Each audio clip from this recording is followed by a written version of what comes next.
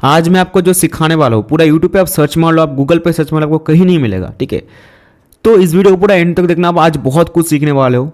आज मेरा खुद का एक्सपीरियंस मैं आज आपको बताऊंगा जो कोई ट्रेडर नहीं बताना चाहेगा इस चीज़ को। चलिए आज हम शुरू करते हैं advance candlestick pattern. Okay, first हम समझेंगे कि कैंडल फॉर्म कैसे होता है। एक चीज़ अच्छे से समझो कि एक कैंडल पैसों से भरा होता है। लाइक अगर एक कैंडल बनता है ग्रीन कैंडल तो उस पर बहुत ज़्यादा पैसा ऐसा लगा हुआ है, एक रेड कैंडल बनता है तो उस पर भी बहुत ज़्यादा पैसा लगा हुआ है, ठीक है। ये चीज़ हमारा क्लियर होना चाहिए। और इस पर इंस्टीट्यूट का पैसा, इस पर सिर्फ ट्रेडर का पैसा नहीं होता है, इस पे इंस्टीट्यूट का पैसा होता है, इन्वेस्टर का पैसा होता है, ठीक है, और भी एक्सेट्रा इस पे पैसा लगा होता है।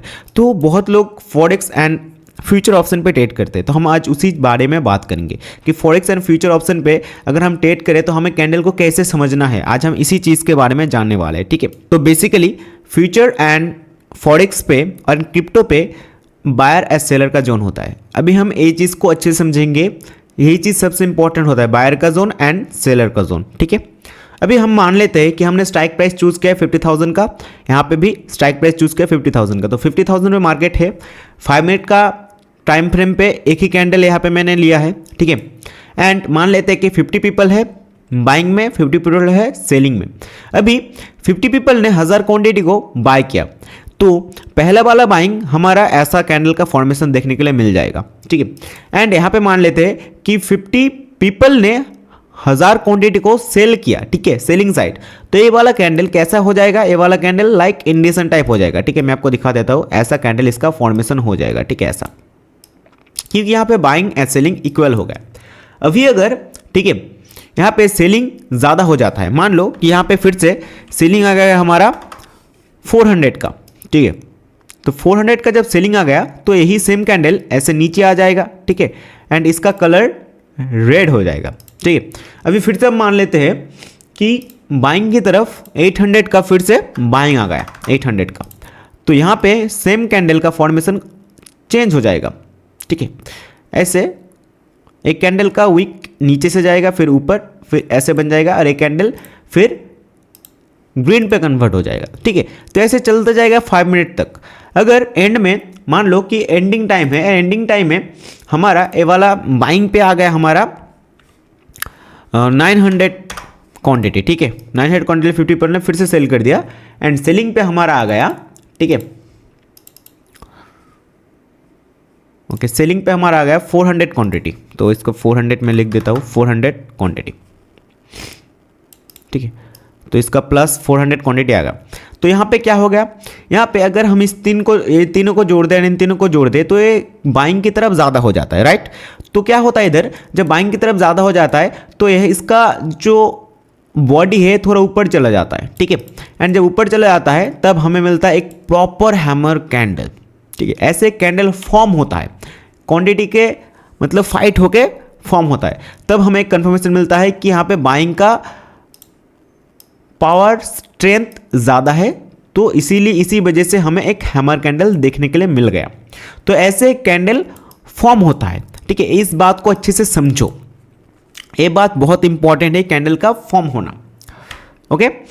तो मे बी आपको ये चीज़ प्रॉपरली क्लियर हो गया कि कैंडल कैसे फॉर्म होता है, राइट। अभी हम सीखेंगे, क्या सीखेंगे अभी हम, कैंडल की फॉर्मेशन, कि हम दोनों कैंडल को मर्ज करके कैसे उसको निकाल सकते उसका रियल कैंडल, ठीक है। तो यहाँ पे मैंने 2 कैंडल ले लिया, चलो मैं इसका मैं कलर कर देता हूँ ग्रीन कलर, ओके, इसका ग्रीन कलर, एंड इसका कलर मैं कर देता हूँ रेड कलर, ओके, इसका मैं रेड कलर कर देता हूँ। एंड इसका मैं वीक भी ले लेता हूँ, ठीक है। इसका वीक मान लो यहाँ से लेके यहाँ तक आ गया, एंड इसका वीक मान लो यहाँ से लेके यहाँ तक आ गया। अभी अगर इस कैंडल का नाम दें हम लोग, तो इसे हम ट्वीज़र बॉटम कह सकते हैं। अगर आप कैंडलस्टिक पैटर्न देखे हो तो आपको पता होगा ये ट्वीज़र बॉटम है। लेकिन अगर मैं कहूँ ये ट्वीज़र बॉटम नहीं है तो आप लोग मुझे पागल कहोगे, ठीक है। लेकिन नहीं, ये सच है कि ट्वीज़र बॉटम नहीं है, क्योंकि हर कैंडल कॉम्बाइन होता है, ठीक है, उसका इंग्लिफ पॉइंट होता है। तो यहाँ पे क्या होता है, लाइक ए वाला कैंडल जो रेड कैंडल है ऐसे इसके साथ जुड़ जाएगा, ठीक है, इसके साथ जुड़ जाएगा ऐसे, फिर ये जितना पॉइंट बचता है सब ऐसे इंग्लिफ हो जाएगा, ऐसे इंग्लिफ हो जाएगा, तभी हमें मिलेगा एक रियल कैंडल। मान लो ये 15 मिनट का 2-2 कैंडल था, ये 15 मिनट का 2-2 कैंडल मैंने ऐसे दिखाया। तो अभी इसको हम टाइम फ्रेम चेंज करके भी देख सकते हैं। लाइक यहाँ पे देखो, ये 15 मिनट का टाइम फ्रेम पे, एंड यहाँ पे जैसा मैंने बताया वैसा ही सेम सिनेरियो यहाँ पे हमें दिख रहा है। लाइक अगर मैं इस कैंडल को ऐसे जोड़ दूँ तो हमें एक हैमर कैंडल देखने को मिल जाएगा। लेकिन अगर मैं इसी को 30 मिनट टाइम फ्रेम पे देखूँ तो क्या हमें एक हैमर कैंडल देखने को मिलेगा सेम जगह पे? ऑब्वियसली मिलेगा। लाइक देखो यहाँ पे हैमर कैंडल दिख रहा है, ऑब्वियसली दिख रहा है। तो कैंडल का कॉम्बाइन होना बहुत इंपॉर्टेंट होता है। अभी आप लोग बोलोगे कि भाई फिर मैं टाइम फ्रेम बड़ा करके देख लूँगा, इस पर कॉम्बाइन करने का क्या झोल है? देखो भाई, ट्रेडिंग के अंदर हर सेकंड इंपॉर्टेंट होता है, ठीक है। अगर आप टाइम फ्रेम चेंज करके देखोगे कि कौन सा कैंडल बनाए कौन सा कैंडल बनाए, तो आपका टाइम वेस्ट होगा और आपका एंट्री पॉइंट छूटेगा, आप फोमो पे आओगे, आप ट्रेड करोगे, मतलब आपका साइकोलॉजी बिगड़ भी सकता है। इसलिए कैंडल को समझना ऐसे बहुत इंपॉर्टेंट होता है। इस चीज़ को अगर आप सीख लिया तो आपको टाइम फ्रेम बदलने की ज़रूरत नहीं, मतलब आपको वो जो 1-2 सेकंड लग रहा है टाइम फ्रेम बदलने की, वो भी चीज़ आपको ज़रूरत नहीं है। तो आप प्रॉपरली अच्छे से समझ सकते हो कि कौन सा कैंडल बना है, आप कैसे इसको ट्रेड कर सकते हो, ठीक है। इस बात को अच्छे से समझो, इसको नेगेटिव में मत लो, ठीक है। इस बात को अच्छे से समझो कि आप टाइम फ्रेम बार बार चेंज करके देखोगे तो आपका टाइम वेस्ट होगा, आपका एंट्री पॉइंट छूटेगा, क्योंकि हर सेकंड ट्रेडिंग में इंपॉर्टेंट होता है। तो इस चीज़ को हम अच्छे से समझो, ठीक है। हम लोग अच्छे से समझेंगे तभी हमें एक प्रोफेशनल ट्रेडर की तरह वेव ऑरा आएगा, तभी हमें एक प्रोफेशनल ट्रेडर बन सकते हैं, ठीक है। तो ओके, तो कैंडल का फॉर्मेशन आपको मैंने इजी तरीके से समझा दिया, ठीक है। अभी हम सीखेंगे ट्रैप कैंडल क्या होता है। तीसरा पॉइंट, ट्रैप कैंडल क्या होता है। ट्रैप कैंडल, तो जितने भी लोग कैंडलस्टिक पैटर्न सीखे, तो वहां पे मान लो ऐसे एक हेड एंड शोल्डर पैटर्न बन रहा है, ठीक है, हेड एंड शोल्डर। तो हेड एंड शोल्डर पैटर्न पे अगर हैमर यहाँ पे बनता है, मान लो यहाँ पे हैमर बना, तो ये वैलिड है? ऑब्वियसली नहीं, वैलिड नहीं है। अगर यहाँ पे हैमर बना तो वैलिड है वैलिड। आपको यहाँ से मूव मिल रहा है हैमर मिलने के बाद, तो ये वैलिड है, राइट, ये वाला वैलिड है। यहाँ पे मिला हैमर तो वैलिड है, यहाँ पे मिला तो वैलिड है। लेकिन अगर वहीं पे अगर आपको हैमर यहाँ पे दिखे एंड यहाँ पे आपने बाइंग कर लिया, वैलिड नहीं है। अगर आपको यहाँ पे हैमर दिखे तो वैलिड नहीं है, अगर आपको यहाँ पे हैमर दिखे तो वैलिड नहीं है। तो एक हर कैंडल को सही पोजीशन पे होना चाहिए।